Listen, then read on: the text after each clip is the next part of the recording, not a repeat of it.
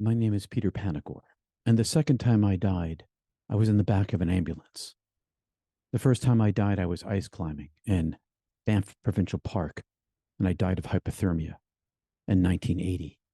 The second time was in 2015, and I'd gone for a run the day before, and at the end of the 5K run, my heart hurt, but I didn't know why. The next morning, I went to go solo sailing out in the bay on a borrowed boat. And when I went down to the mooring, it was fogged in from end to end, pea soup. Couldn't even see the boat. Didn't know what to do with my time. So I decided there's a yoga class. I'm going to go to yoga class. So I went to my house and I grabbed my yoga clothes and my mat. And by the time I got to the yoga studio, class was underway and it was full. But my friend, the instructor, said, "Oh, Peter, set yourself up in the doorway." So I opened up the doorway and I set my mat across the doorway with the door jamb over my head. And as we began our downward dog, I started to sweat profusely. And it was an August day, and I thought, "Oh, maybe it's hot in here." But I started sweating more and more. And I soon realized my heart hurt a little bit. And I thought, well, I'm pretty fit. So I just lay down on my mat in Shavasana with my back flat and my arms out. And I decided to rest there as the class continued on. But my sweating got worse and my heart hurt more. I'd been an ambulance attendant for a period in my life, and I realized I was having a heart attack. But I thought to myself, I'm so fit. It can't be that bad. So I got up and I left class and I went outside and I sat in an Adirondack chair in the shade. But that pain got worse and worse. So I lay down in the fresh mown grass and it was dew covered and it felt good. But my heart hurt more and more. And I thought to myself, oh, I'm having a heart attack. Oh, I thought to myself, today's the day I die. I woke up this morning and I didn't know today was the day I'd been praying for my whole life. Take me home. I don't want to be here anymore.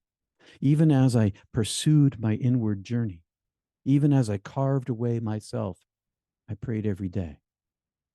Suicidal for half my life, unable to complete the task because a prohibition had been given to me when I died the first time. So as I was there in the doom, I realized today's my day, and I was pretty happy about it. I'd been waiting my whole life to go home to my one beloved. I talked to my wife about it. She's the beloved of my life, but not of my soul. I love her, yes, but the beloved oneness of being is all there is. And to that I wish to return always, the oneness, the singleness. And so today was my day, and I was pretty happy about it. And then I thought to myself, well, I should probably try to live, give it a shot. So I tried to sit up to get myself to my car to drive over to the urgent care center, but I couldn't sit up because my heart felt like an elephant was standing in tree pose on my chest. And so I lay back down again and I thought, oh, this is going to be terrible. All those men and women are going to come out of the yoga studio and find me dead, but there's nothing I can do about it. I didn't even have enough breath to yell. Some time goes by and the yoga teacher came outside and she said, Peter, are you okay? I said, my friend, I'm having a heart attack. She said, no way, you're Mr. Fit. I said, no, I'm dying right now. Can you go into the class and get my friend? And maybe she can take me to the urgent care center. My neighbor, my summer neighbor. And out she came. And I said, I'm dying. And she said, I'll get you to the urgent care. Have to tell my daughter first. She goes back inside. She comes out. The two of them, the teacher and the neighbor, carry me over to her car, put me inside, and off we go to the urgent care center. I call ahead. I say, I'm having a heart attack. I know the doc. I know the nurses. It's a small town. They say, if you're having a heart attack, why don't you drive up to the hospital upriver, 14 miles. I said, no, I'm not going to make it. I'm dying now. I've been having this heart attack for 30 minutes.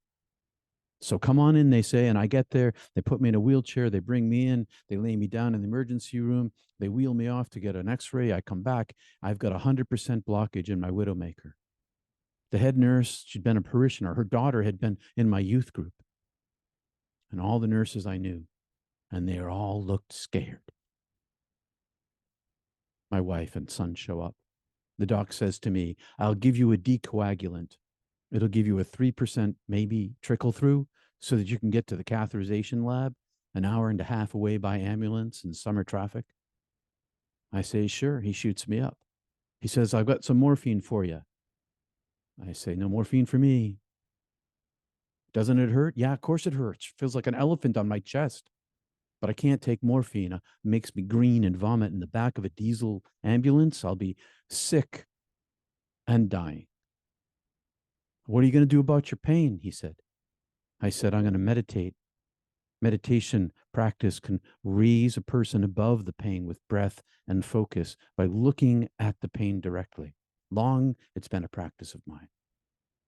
I employed it. Onto the gurney, headed toward the door. My son's there, and he comes over to me and he grabs my hand and he comes in very closely to me, very closely to me. And I look him in the eye and I see his face, and he says to me, I love you, Dad. And I see the shock and the fear. And he backs off, and my wife's got my hand, and we're rolling out. And I look up at her and I smile, and she smiles to me, and she knows. We've talked about it 1,000 times. First chance I get that's legit, I'm going home. I'm not from here. This beautiful hellscape. I squeeze her hand. She squeezes me back. Give her the old wink. And off I go. The doc says to me as I go out the door, you're going to have heart damage. I'm outside the golden hour before I even leave the hospital. Somewhere in the drive down with the ambulance, siren going, I'm in the back, got a paramedic with me. My eyes are shut. I'm meditating. I'm putting all of my mental focus and breath on the pain in my heart so that I don't feel the pain. But I can hear everything. I hear the siren. I hear the cars. I hear the paramedic radio in to the hospital. We're losing him. When she says this, I open my eyes up and I looked her in the face, and her face was filled with fear, which is the last thing you want to show a patient ever.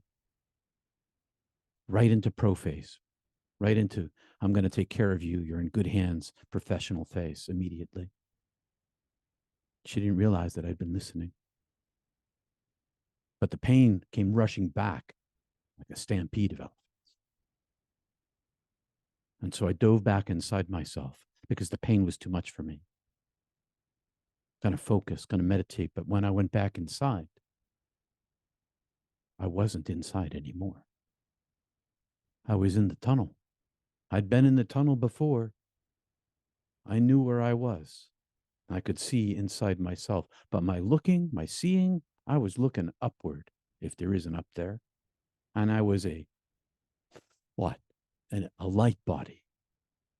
No physicality to me whatsoever, but a being made of energy. And coming down the tunnel, I'm in the edge of the void. The darkness coming down the tunnel is my angel, my intelligent being of light that I've known my whole life. This radiant, merciful friend who comes rushing down toward me saying, welcome, we welcome you. Come to us. It's time for you to come to us. It's like a celebration. And I'm excited and I'm glad. And I can sense the superposition of this reduced angelic being in a somehow limited form connected to the fullness of the ultimate supreme self of the divine being. Superpositioned. Come to us. And I go and it collects me. And as we go, I think, wait a minute, I know what's going on here. I should take a minute. Be sure everything's okay. After all, the first time I came back, I chose to come back for the sake of my mom and my dad. I decide, oh, well, I'm going to take a peek around first. So I look back inside my human self and I see my son's face and I see all of his pain and his shock. And then I see my daughter and I see her divorce and the abuse and the brand new baby. And who's going to protect the baby? Who's going to protect my daughter? And as I wonder about my granddaughter, I see her two tracks of life, without me and with me. And I see that my children still need me. And I turn back to the angelic being, to the angel of light, and I say, if it's all the same with you, and I know that timelessness is timelessness, and all is well and has been well and will be well, and my life is mortal, I'm going to go back and stay for as long as I can to be a granddad, to be a father the best I can, to be a husband. So I turn and I go in, and I'm back in my body again. And then I'm in the catheterization lab, and then it's ICU. And meanwhile, I'm still meditating. No morphine. They finally give me something for the pain that isn't an opioid. And I woke up the next day in the hospital. My family's in the room, visiting friend who's a doc and her husband, the lawyer, my friend.